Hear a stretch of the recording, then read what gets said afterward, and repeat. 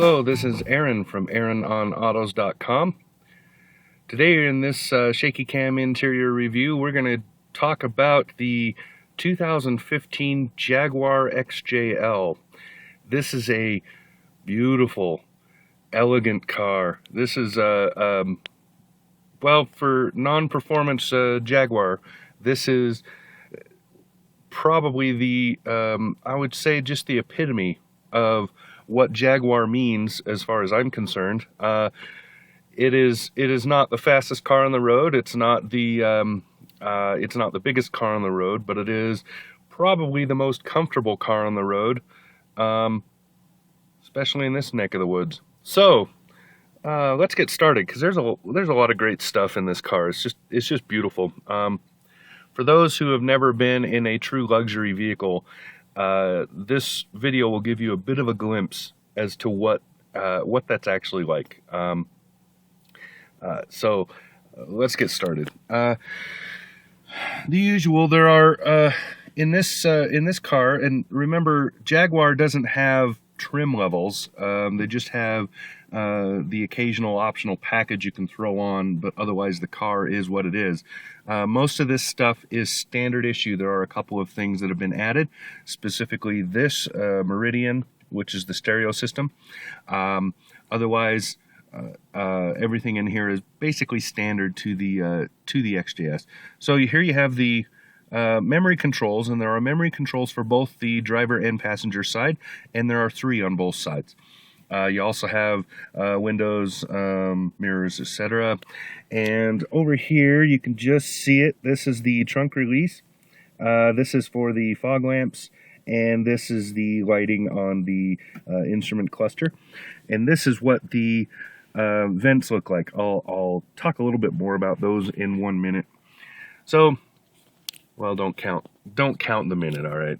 So anyway, looking at the steering wheel, here you have your stereo controls, so audio and infotainment. Here are your phone controls, and hiding back here is the steering wheel heater. I will note that this is not my choice of placement, because I bump it a lot when I'm doing this. See that? It's a little annoying, but not horrible. And then you can just see it back here, this paddle shifting. This is the lighting. You can put the lights on auto like this, and they will do their thing on their own. You don't ever have to touch them again. That includes brights and everything else. And this is a very intelligent car. Does a very good job of that. And then over here, kind of a Jaguar thing, here's the trip computer controls right here, and it changes what's up there. You can see I put 508 miles on this car. Over here, here's your cruise control here. This is the cancel for the cruise control, and like the steering heating, I was occasionally bumping this. Not as often, because on this side of the wheel, I tend to hold the wheel like this rather than like this, so I wasn't hitting as much. And then, of course, here's your other paddle shifter hiding back here, and wiper controls. So pretty straightforward there, nothing special to mention. And this controls that. So you see, if I do this, the tachometer disappears and you end up with a menu system. So you can control a lot of things in that menu system. I'm not going to go over them, but I will let me open the menu so you can see the options. So you can get a general idea of what can be changed up there. So over here you have fuel consumption in this car. I believe is 26 miles a gallon on the highway. I was getting pretty good. I was doing somewhere in that area in this car. It is a supercharged V6, not turbocharged, supercharged. It puts so that means that the 6-cylinder engine here is putting out what is the number? I think it's 340 horsepower. I'll correct that if I was wrong, and you'll be reading it across the bottom right now. Over here is the engine heat, water, and this changes according to what you do on the trip thing over there, so you can show your odometer or whatever else you want. And this in here is will show you what's going on with the car. So if you need to know, little things that pop up, it'll tell you that here. Speedometer, of course, This can be changed, so you can change this from being a dial style to a digital readout. Also, you can change how it appears. I left it, put it in flashlight mode. So what it does is when you're driving, it just highlights a 20-mile window around your indicator. So when this is at 50 miles an hour, it shows you up to just above 70 and just below 30, and then everything else is darker. So it's kind of this darker gray color. So you can see why this is bright, and then it gets darker. As the needle moves, the brightness follows it. So it's kind of a neat little thing. It keeps you focused on where the speed is, rather, so you don't have to read as much, I guess is the way to put it. It just gives you a good fast visual.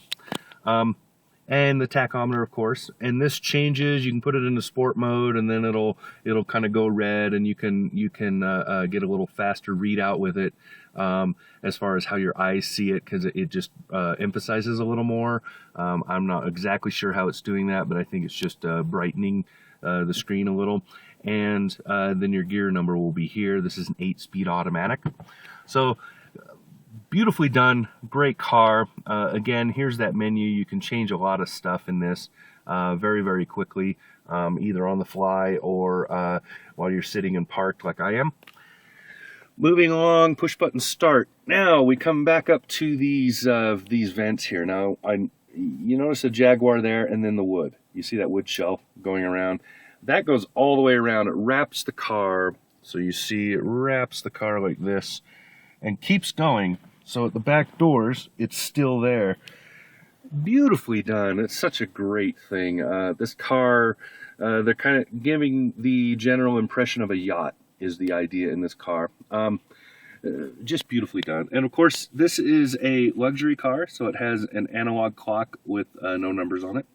That is a signature requirement for any luxury car. So these vents, they blow this way and this way. They're fully adjustable in all directions, and you twist them like this to close them. Excellent venting. This has a huge blower motor, and these allow you to have as much or as little as you want, blowing on, around, near, under, whatever. They're just great venting. Very, very well done. And then the intake vents are well placed in this car in order to pull the air back and create circulation. So you get a lot of great circulation in this car. It's a big sedan, so you really do need that, and they did a very good job of it here. Now, coming down, infotainment.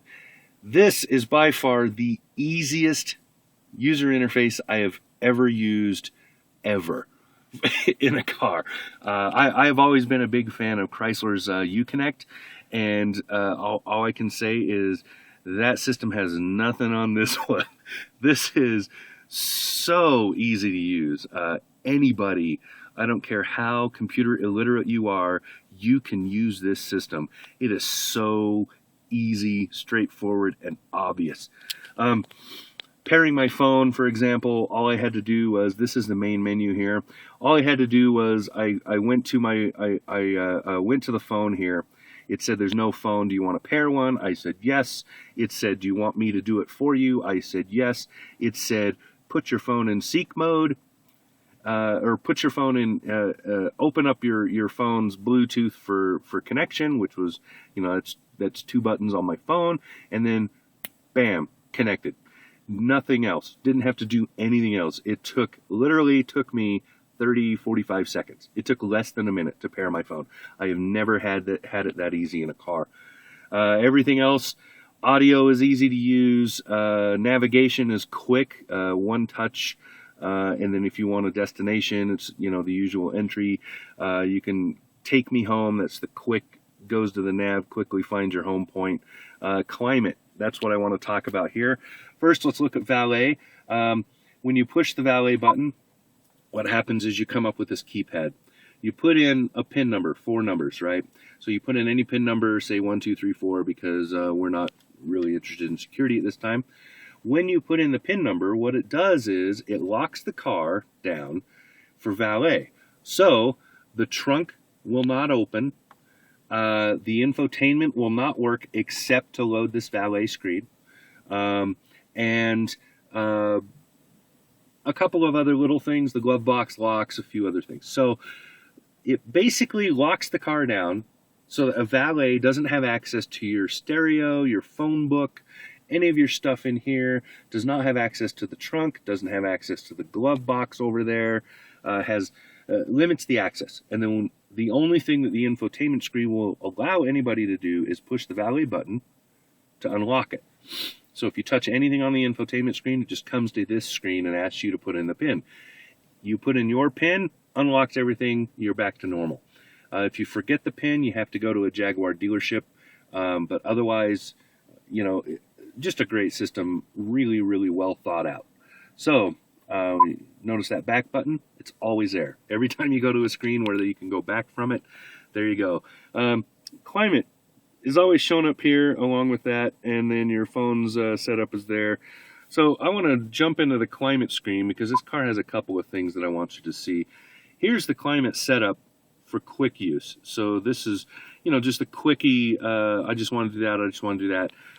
You can do most of this through the climate controls down here, but you can also do them here, and you have a few more things you can do.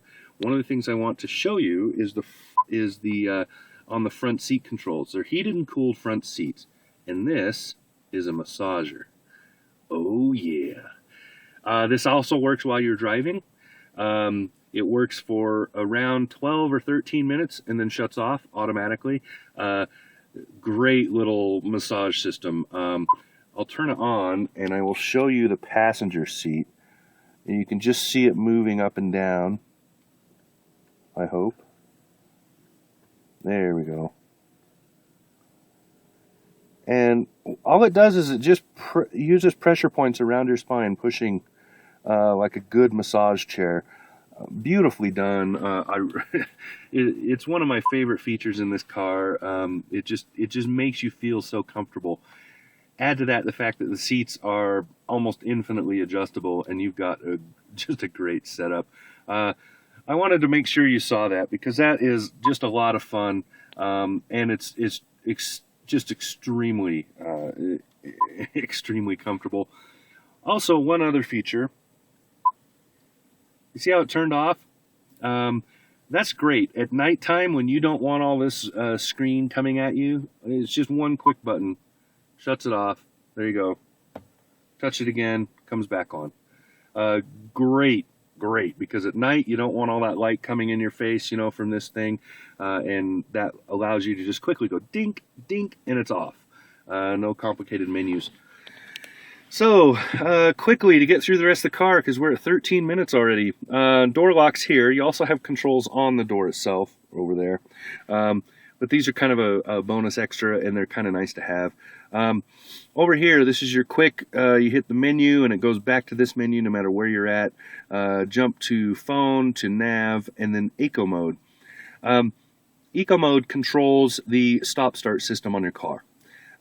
This V6 has stop start, and if it is used a lot, if you're driving in town and you get to a lot of stop signs, it shuts off and you can feel it. You'll notice it shutting off.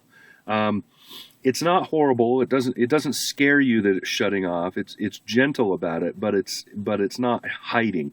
You will notice it. This overrides that, so it doesn't happen anymore. That eco mode is a big part of your city mile per gallon, but a lot of people might find the engine shutting off and then turning back on when they let off the gas pedal and stuff. They might find that a little disconcerting or annoying, or maybe their passengers are getting a little tired of it or asking a lot of questions about what's going to happen now, or whatever. So you can override it with this. CD player control is pretty obvious here, and then. Coming down here, climate shifter.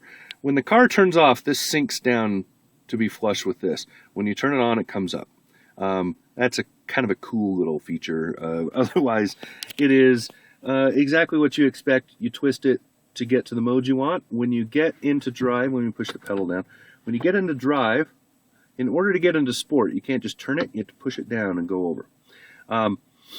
That just keeps you from accidentally going all the way over when you're shifting. Because in normal driving, you're going to go from park over to drive. And when it hits the end, you're in drive, so you don't have to look down at it all the time to make sure. Nicely done. The parking brakes are electronic. Pull it to set, push it to turn it off. These automatically turn off when you shift into gear. So when you shift into gear, the brakes release themselves. You don't have to worry about, dragging the brakes because you forgot to turn them off. And relatively obvious stuff: snow mode, traction control. These are kind of interesting. They allow you a little more control in sport mode, so you can have, your launch and stuff. Kind of neat, but honestly, this V6, while it is turbocharged or supercharged, is not a speed demon. This car is not a performance vehicle in that sense. So I think this stuff is just kind of it's more there for looks and enjoyment than it is for actual use. I didn't get much use out of it. Over here, as we know, drink holders in highfalutin cars like this are bourgeois, so you hide them. But they are pretty drink holders. Look at that. Isn't that pretty? And they glow around the bottom of that ring at night with a soft blue glow. That blue glow carries. It's inside those boxes, down underneath there. Beautiful. Just great work. This cubby here, the bottom of this glows, of course. This is just about the right size to drop maybe your house keys in, or set your phone in to stand up or whatever while you're driving. Kind of a nice little cubby. Closes up, opens like that. Nicely done. Replaces what in the European models I would suspect that this is a ashtray. Here you have your armrest, and then this, of course, opens. Whoops, I didn't push it hard enough. This opens. You have a 12-volt, a USB, and so forth, and then you have a little bit of storage here. This car is all-wheel drive, so this transmission tunnel is in actual use. That's important to note. And then finally, I just want to note the leather and the interior accoutrement here. Beautiful leather here, and the colors in this car are awesome. So we're looking at that, and then you'll see there's this polished chrome trim that shows up. You see it's edging the wood. This beautiful deck wood here. Lovely wood. So you see the speaker. You see the dark gray here. This is actually the release for that. How cool is that? It's not an actual button. You just wait. You don't even have to touch it. You just have to get close enough to complete a circuit. So anyway, you have the light cream down here, the dark floors. They're almost black. Then you have this dark gray, and then you have that wood and the chrome accents. It's just beautiful. And the top of it here, this is a suede, sort of beautiful soft suede, very nice. Also, this has, let me open them, dual panoramic. See that? How awesome is that? It's such a pretty setup. Also, in the back of the car, the back seats are huge, very spacious, nicely done. And that right there is drink holders on the back part, and cubby in the front.